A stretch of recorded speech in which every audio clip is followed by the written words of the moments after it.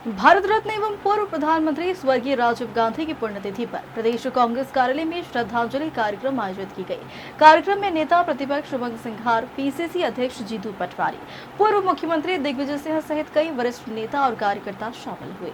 कार्यक्रम के दौरान सभी नेताओं कार्यकर्ताओं ने राजीव गांधी को श्रद्धांजलि अर्पित किया और उनके योगदान को याद करते हुए भजन कार्यक्रम का आयोजन किया। इस अवसर पर नेता प्रतिपक्ष उमंग सिंघार ने कहा कि कांग्रेस द्वारा आज का दिन आतंकवादी विरोधी दिवस के रूप में मनाया जाता है।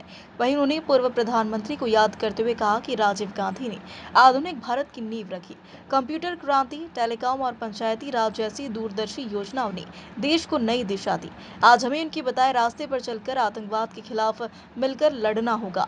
इसके साथ ही उन्होंने प्रधानमंत्री नरेंद्र मोदी के दौरे को लेकर जमकर निशाना साधा और चुनाव के समय किए गए वादों को याद दिलाया। वहीं इस दौरान उन्होंने विजय शाह केस में गठित एसआईटी पर भी कई सवाल उठाए हैं। देखिए, मैं समझता हूं कि आज के दिवस को एक आतंकवादी विरोधी दिवस के रूप में हम लोग मनाते हैं और वही प्रधानमंत्री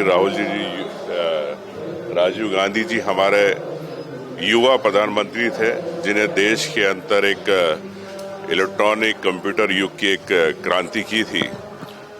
उस रूप में भी उन्हें जाना जाता है। और निश्चित तौर से जिस प्रकार से देश में आतंकवादी हमले होते हैं, तो ये दिन हमारे लिए और ज़्यादा महत्वपूर्ण हो जाता है कि आतंकवादियों से सेना सीमाओं पर लड़ रही है।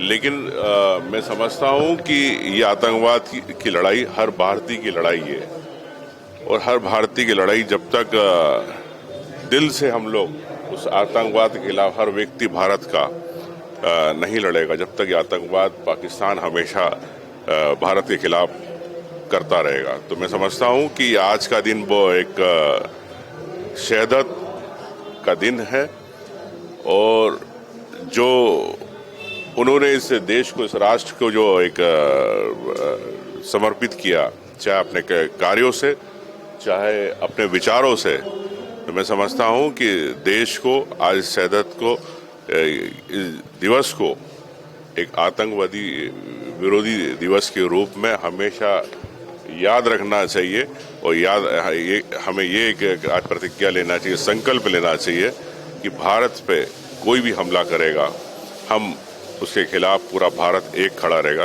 राजीव गांधी। अब पीएम मोदी यहाँ पे आ रहे हो, हिंदुस्तान के किसी भी कोने में जाए, पीएम मोदी जी से मैं पूछना चाहता हूँ कि आपने उज्ज्वला गैस चालू करी थी, आपने चुनाव आए तो गैस की टंकी 400 रुपये में दे दी है। आज उन महिलाओं से पूछो, प्रदेश की महिलाओं से, कि गैस की टंकी में बगैर गैस की आज उनके छज्जों पे पड़ी है। तो क्या पीएम मोदी ऐसी महिलाओं के लिए योजना बनाते हैं? क्या पीएम मोदी से मैं कहना चाहूँगा कि इनके चुनाव के समय 3,000 रुपये लाडली बहना को लेके पोस्टर लगे थे कि हम आएंगे तो 3,000 देंगे महिलाओं को।